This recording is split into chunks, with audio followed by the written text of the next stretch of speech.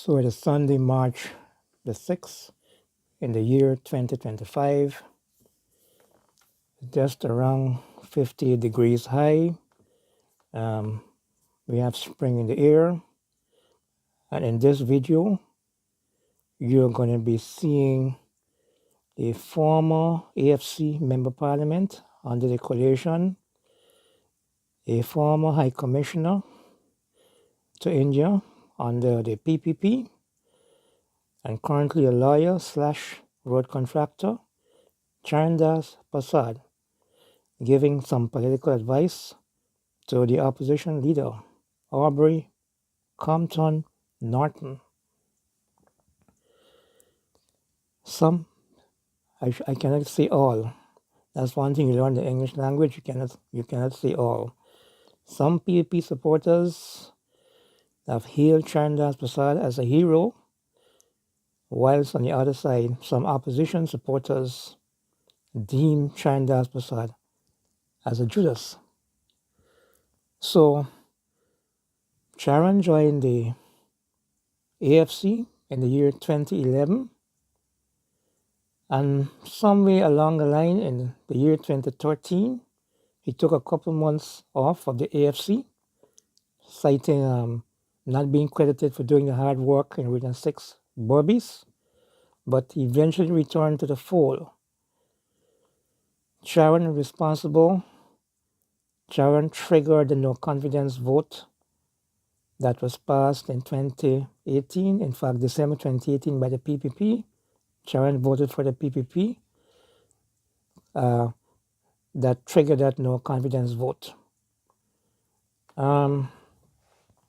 I could remember making a video of Charrandass Persaud. I think it was this same year. Guidance Critic was out of the country, and I saw a critic featuring Charran giving an interview to Dennis Tribal of the Raw Waves. Charran was very upset that the government was allowing PNC road contractor to get road contracts in Berbice, and he was very much annoyed about it. And the critic came down against Charrandass Persaud for that. Charran was saying that the PPP business people who have been supporting the PPP should have been giving priority for this road contract instead of allowing a PNC aligned contractor to get a road contract. And I remember the Guyanese District came down very hard on him. So Charran will be giving Mr. Norton some political advice. I'm not going to be saying what he said. You're going to watch the video. You're going to judge for yourself. We have a lot of other stuff going on. The last I saw the Mohammeds in Barbados, I don't know if they're back in Guyana. It is said when we looked at the press conference where the Guyanese critic asked some questions that they were in Barbados to meet officials from the United States. I don't know if it's the Homeland or the State Department. We also have this 38% tariffs Uncle Donald has put against Guyana. If you looked at the press conference yesterday, I think the VP broke it down in a way that a lot of us could understand. So you go ahead and look at Charran giving Mr. Aubrey Norton some political advice. Have a great Sunday afternoon. This is a message to Aubrey Norton, leader of the APNU. I listened to a brief explanation or suggestion that you had this week. It has to do with you forming a coalition with the AFC. When I say you, the APNU. Let me suggest to you, sir, first of all, you don't strike me as a presidential candidate. You are, to me, the worst leader that the PNC ever has or had. If you want to be a leader, copy a few pages from the late, great Desmond Hoyt. Stop screaming race and describing the PPP as a racial party. They have over nine ministers who are of African descent. Where's the race in all of that? APNU AFC had maybe, 3 or 4 Indian ministers? Leave that out. I'm looking at you as a leader. You will be the worst leader ever if you get into a coalition with the AFC in the next election, which is 2025. I'm telling you this because I have facts that you need to pay attention to. One, Nagamutu wanted to be prime minister, and so they got quickly into a coalition with the APNU. What was Nagamutu doing as prime minister? Nagamutu was just a rubber stamp. You have seen that. You know about that. What can the AFC give you? Let me suggest to you that by forming a coalition with the AFC, they want 40%. You are suggesting 30. That is way, even if they agree to the 30, way more than they will ever dream of getting in Parliament, as far as seats are concerned. Why are you doing that? PNC supporters are not like the days of the Burnham people. With PNC die hard, they will support the party regardless of who is the leader. Like the PPP, my parents would have killed me, literally, had they lived to see me oppose the PPP in 2011 and become a member of the AFC and a parliamentarian against the PPP. Those people have long since died, sir. Not too many of them are alive. What you have now are a bunch of brains, left and right. PPP, a PNC, and whichever party you want.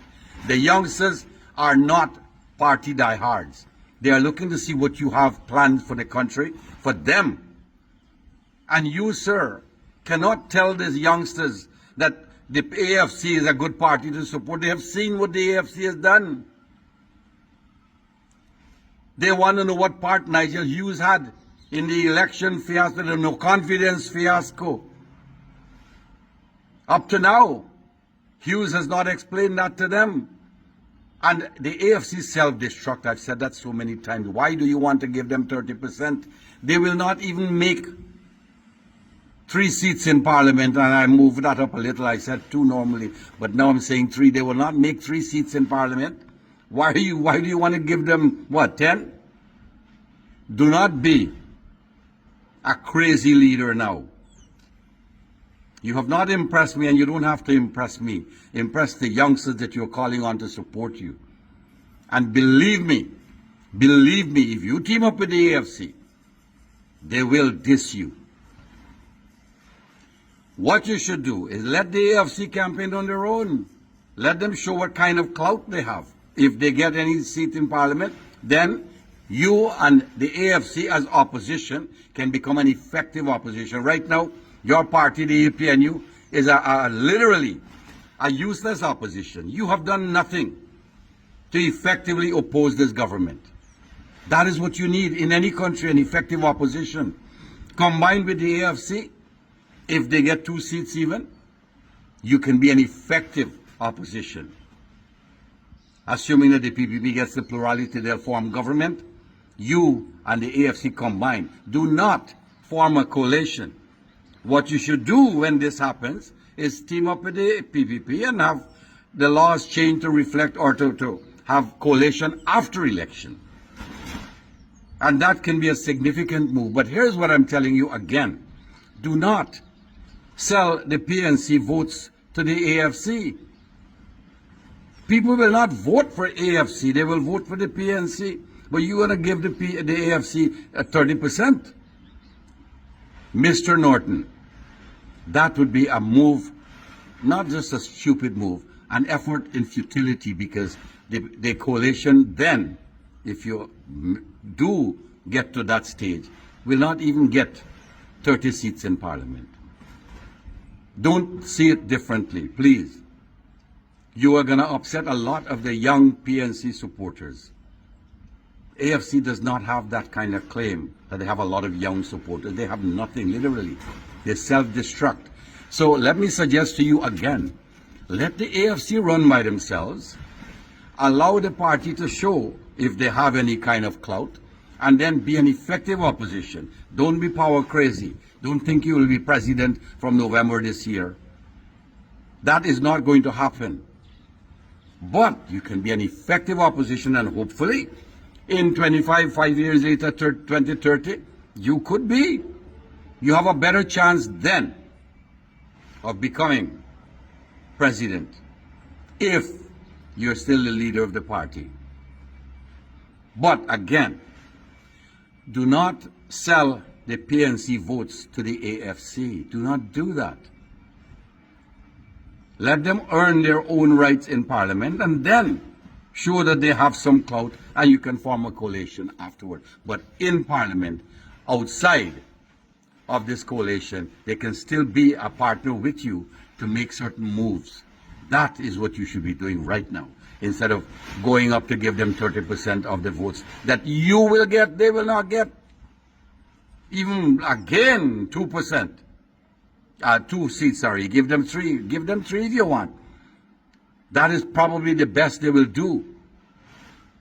Don't believe that Nigel Hughes will do magic.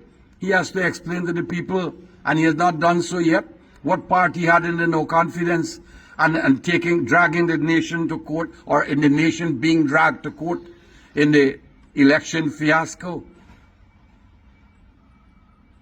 Those are things that still have to be clarified. The youngsters don't take things easy. They're not PNC and PPP diehard. They are people who are looking, young people who have brains, who are thinking into what is going on. And they want to see who will make their lives better, make their country better. You haven't shown that yet.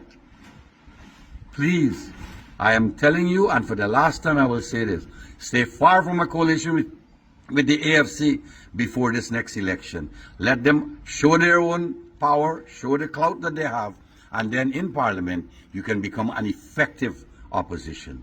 If you do that, Ghana could be a different place. But if you form a coalition now, you're allowing the PPP to walk clean through you and the AFC combined. I hope you can pay attention to my little advice, because it is free and it is genuinely